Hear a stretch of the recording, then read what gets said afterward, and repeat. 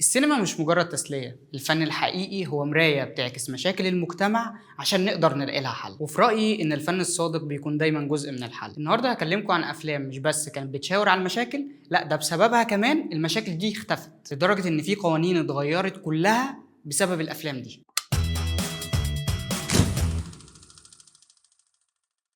فيلمنا الأول هو جعلوني مجرما. لا لا انا انسان عادي. لا مش ده.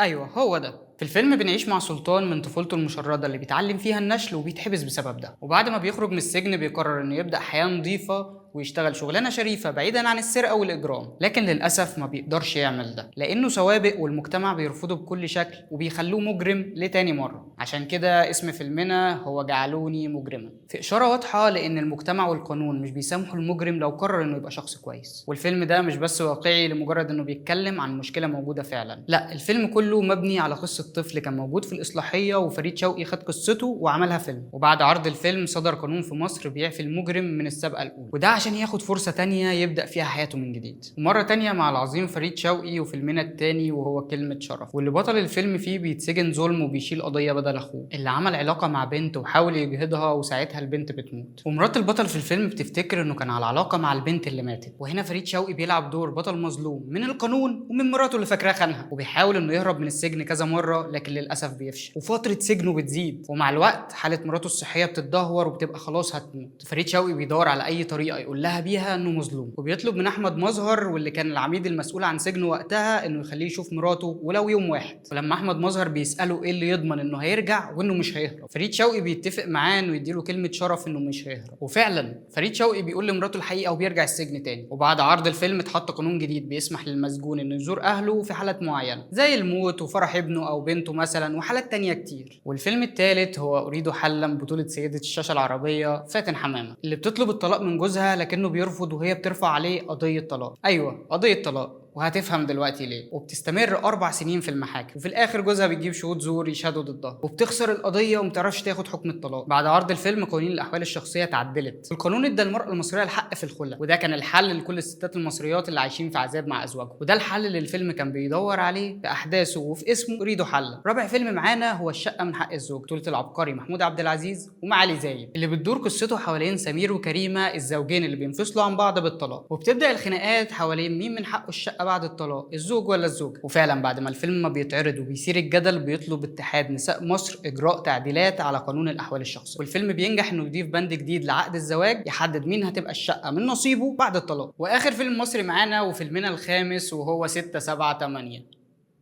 الفيلم اللي ناقش اهم قضيه في مجتمعنا وهي قضيه التحرش. في دراسه عملتها الامم المتحده سنه 2013 بتقول ان نسبه التحرش بالمصريات وصلت ل 99.3%، يعني تقريبا مفيش ست في مصر ما تعرضتش لشكل من اشكال التحرش سواء جسدي او لفظي. والمصيبه الاكبر واللي ناقشها الفيلم ان 9 من اصل كل 10 ستات خافوا يبلغوا الشرطه وقتها عشان خوفهم على سمعتهم وكلام الناس اللي هيقولوا عليه. الفيلم بيطرح المشكله دي بشكل جريء وصادق، وبيقول للمجتمع كفايه نحط دماغنا في الرمل وان الستات في مصر عايشين في امان، والتحرش موجود في كل مكان وبيطول مراتك وامك واختك وبنتك. وكمان بيقول ان المتحرش هو المجرم الحقيقي والمفروض ما يبقاش فيه اي لوم على الضحيه، لكنه برضه بعبقريته بيلفت نظر الحكومه ان المتحرش لو ما تعاقبش بالقانون فممكن برضه الستات يبداوا ياخدوا حقهم بطرق عنيفه، بالظبط زي ما بشرى عملت في الاتوبيس. والفيلم بيكون سبب كبير في تفعيل قانون التحرش اللي صدر 2003 واللي بتوصل فيه عقوبه المتحرش ل3 سنين. ومن مصر هنطير على اليابان مع فيلمنا السادس عشان نشوف ازاي الفن مؤثر في العالم كله، وتحديدا سنه 1956. وقتها كانت الحكومه عايزه تسن قانون لمنع الدعاره، لكن المجتمع ما كانش مستعد لده وكان مقسوم نصين، نص شايف ان الدعاره شر لازم يتمنع ونحمي البنات من الخطر ده، والنص التاني شايف الدعاره ضروره في كل مجتمع او على الاقل وسيله تحمي البنات نفسها بيها من الفقر. وهنا بيعمل لنا المخرج كينجي فيلمنا ستريت اوف شيم او شارع العار، وفيه بنشوف معاناه الستات اللي شغالين في الدعاره، لكن مش من منظورنا احنا كمشاهدين ولا كمجتمع، لا ده المخرج قرر انه يفرجنا على المعاناه دي من منظور الستات نفسهم من خلال 5 بطلات بيورينا معاناتهم بطرق مختلفة، والكاتب اختار المنظور ده عشان الموضوع يلمسنا ونعرف قد ايه الموضوع ده صعب وخطر ولازم نتخلص منه، وقد ايه الستات بتعاني من الموضوع ده سواء دخلوه بإرادتهم أو غصب عنهم. وبعد عرض الفيلم موقف السياسيين اللي كانوا بيسعوا لمنع الدعارة في اليابان بقى أقوى، لأن الفيلم أثر في وعي الشعب وقتها وخلى الرأي العام مؤيد لقوانين منع الدعارة وحظرها رسميا، وده اللي ساهم بالفعل في تطبيق قوانين حظر الدعارة في اليابان. ومن اليابان هنروح لبولندا مع فيلمنا السابع A Short Film About Killing، إخراج كريستوف كيسلوفسكي. الفيلم بيحكي قصة شاب الشرطة بتقبض عليه وبتنفذ فيه حكم الإعدام عشان قتل سواق تاكسي، والفيلم طرح معضلات أخلاقية كتير وأسئلة عن مفهوم العدالة، وهل العدالة فعلا بتتحقق بقتل المجرم ولا الإعدام انتقام ويعتبر جريمة قتل تانية؟ لحد وقت عرض الفيلم القانون البولندي كان بيسمح بتنفيذ عقوبة الإعدام، لكن بعد عرضه وإثارته للجدل وسط المشاهدين واللي كان منهم ناس مهتمة بالسياسة، اتحركت مجموعة من ممثلي المنظمات الغير حكومية المشاركة في الإصلاحات الجنائية، وفي وقت قصير قدروا فعلا إن هم يحذفوا عقوبة الإعدام نهائيا من القانون البولندي. ومن بولندا لأمريكا وفيلمنا الثامن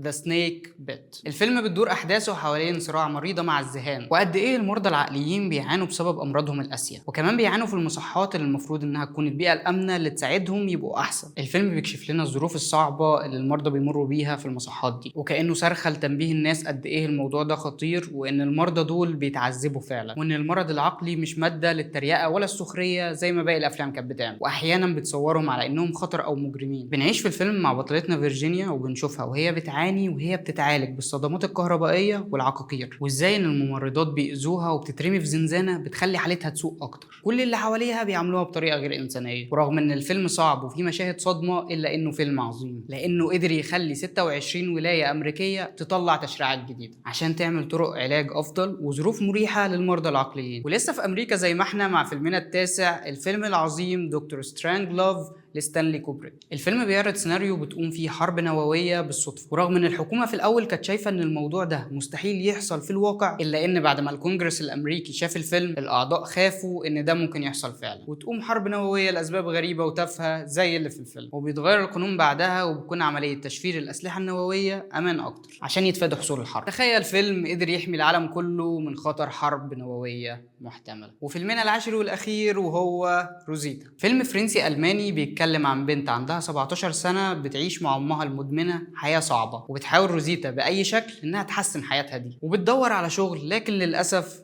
الموضوع بيكون مستحيل لأنها مش بتلاقي وظيفة مناسبة ولا من حقها إنها تاخد إعانة بطالة من الدولة، وكل ده لأنها مراهقة عندها 17 سنة. بعد عرض الفيلم قررت الحكومة البلجيكية إنها تعدل القانون وتمنع إن أي حد يدفع مرتب أقل من الحد الأدنى للأجور للعمال المراهقين. وخلينا أسألك سؤال، هل بعد الأفلام العظيمة اللي أثرت في المجتمع لدرجة إنها غيرت القانون لسه شايف إن السينما مجرد أداة للتسلية والترفيه؟ وهل بعد ما السينما لعبت دور كبير في تحسين حياة ناس كتير كانت بتعاني من قوانين ظالمة ينفع نقلل من السينما تاني؟ ولا لازم نحترمها ونشكرها كمان على دورها العظيم اللي محدش كان هيعرف يعمله غيرها بالشكل الجميل الإنساني ده؟